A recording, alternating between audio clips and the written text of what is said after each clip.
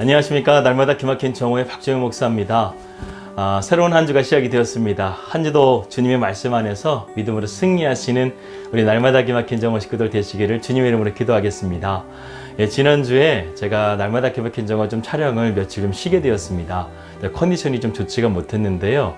그 쉬는 시간 동안에 하나님께서 또 특별한 만남을 통해서 저에게 또 날마다 기막힌 정오 말씀을 또 방향성을 좀 잡아주시는 그런 시간이 되었습니다. 지금 교회가 많은 어려운 가운데 있습니다. 이러한 시점 가운데서 우리가 주님께서 원하시는 교회가 과연 무엇인지를 한번 고민해보고 생각해보는 그러한 시간이 필요하지 않을까 하는 생각을 저에게 하나님께서 주셨는데요.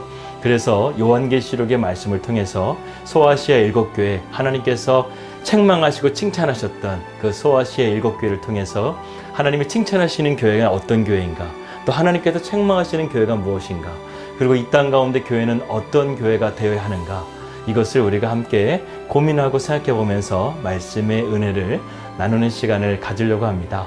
여러분 기대해 주시고 또한 기도해 주시고 우리가 함께 하나님께서 기뻐하시는 교회를 잘 세워갈 수 있는 그러한 시간이 되었으면 좋겠습니다. 오늘날 세상은 그야말로 혼란의 시대라고 해도 과언이 아닌 것 같습니다. 작년 말 중국 우한에서 발생한 코로나 바이러스가 이렇게 긴 시간 동안 우리의 삶에 영향을 줄 줄은 아무도 상상을 못했을 것입니다.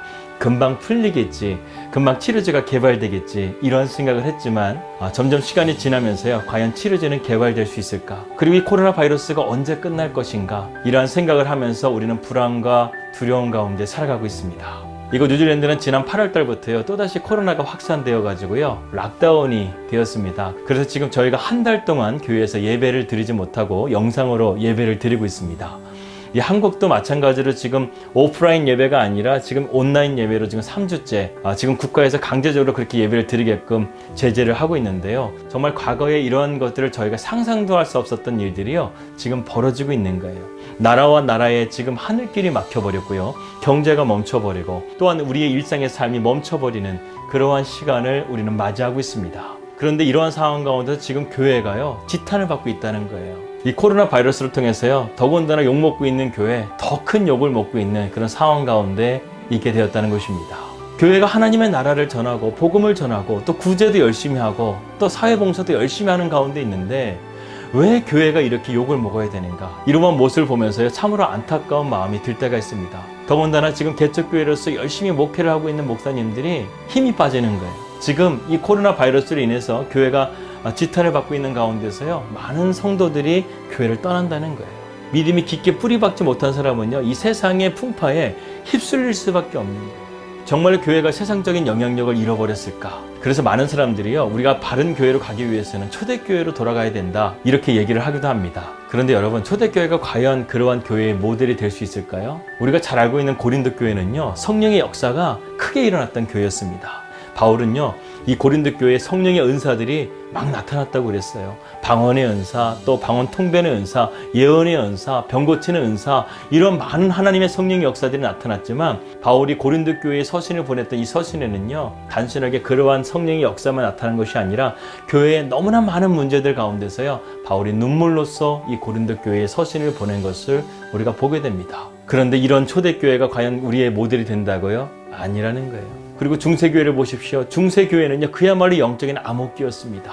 그들은 성경의 권위보다 교황의 권위를 더 앞세워서요, 그런 세력을 확장해 갔어요. 결국에는 이러한 것을 개혁하고자 했던 존 위클리프나 요한 후스 같은 경우에는요, 이러한 중세교회의 뜻을 따르지 않았다고 해서 그들을 화형을 시켜버렸습니다. 하지만 진리는 사그러들지 않는 것 같아요. 100년 후에 마르틴 루터가 종교개혁을 일으키게 되지 않습니까?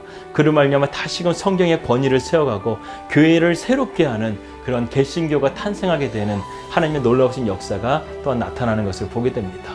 그러한 뿌리를 이어받아서 청교도들이 영국 국교의 부패와 타락 가운데서 또다시 교회를 갱신하자, 개혁하자, 이러한 운동을 벌이자 이 영국 국교회는 2000여 명에 달하는 영국 국교의 목사들을 면직시켜버리고 추방을 시켜버립니다. 그들은 이러한 추방령을 받아들이고요, 아메리카로 또 국외로 자기의 신앙의 자유를 위해서 담대하게 떠났던 것을 보게 됩니다. 왜 이런 기독교의 흑역사는요, 계속해서 반복되는 것일까요? 가만히 역사를 보게 되면요, 이들이 한 가지를 놓쳤기 때문에 그러한 영적인 암흑 가운데 거했던 것을 보게 됩니다. 그것은 무엇이냐면 말씀 중심의 삶을 놓쳐버린 거예요. 그렇다고 한다면 우리가 말씀 중심의 삶을 살아가기 위해서는 과연 어떻게 살아가야 되는 것일까요? 저는 여러분들에게 오늘 두 가지를 함께 나누었으면 좋겠습니다. 첫 번째는 무엇이냐면 하나님의 말씀을 사랑하는 마음을 가져야 된다는 거예요. 이 고난에는 반드시 뜻이 있죠. 특별히 하나님께서 우리의 삶 가운데 고난을 주시는 데는요, 반드시 하나님의 섭리의 뜻이 있습니다. 그러한 고난을 통해서요, 하나님께로 우리가 돌아가는 거예요. 하나님께 돌아간다는 것이 무슨 의미입니까?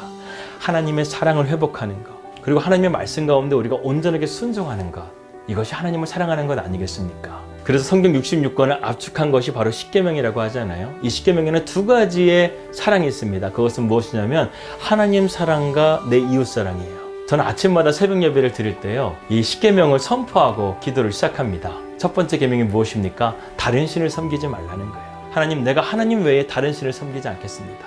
우상을 섬기지 않겠습니다. 하나님의 이름을 망령되이 일컫지 않겠습니다.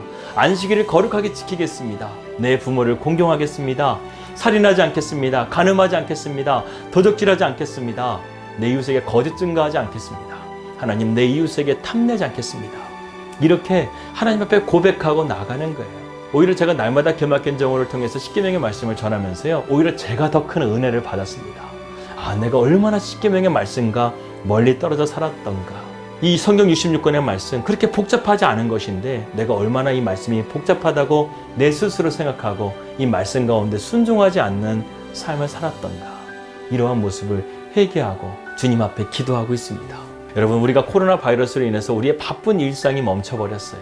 갑자기 우리에게 많은 시간이 주어졌습니다. 여러분, 이 시간에 우리가 무엇하겠어요? 하나님 말씀을 가까이 하는 거예요. 하나님 말씀에 길이 있고요, 하나님 말씀에 진리가 있고요, 하나님 말씀에 생명이 있는 줄을 믿으시길 바라겠습니다. 두 번째는 무엇이냐면 우리의 삶을요, 말씀 중심으로 재정립해가는 거예요. 재정렬해가는 것입니다. 이 코로나 바이러스를 통해서 하나님께서 우리에게 한 가지를 깨닫게 해주시기를 원하시는 것 같습니다. 그것은 무엇이냐면 우리 인간이 무력하다는 것을 깨닫기를 원하시는 거예요.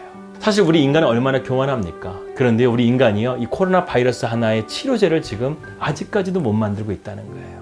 그런데 한번 생각해 보십시오. 이 코로나 바이러스가 있기 전까지 우리가 바이러스에 걱정 없이 살았던 이 세상이 얼마나 하나님의 은혜 가운데 살았던 세상입니까? 이 창세기의 말씀 보게 되면 하나님께서 6일 동안 세상을 창조하시잖아요. 그 창조하시는 가운데서요, 완벽하게 이 세상을 창조했습니다.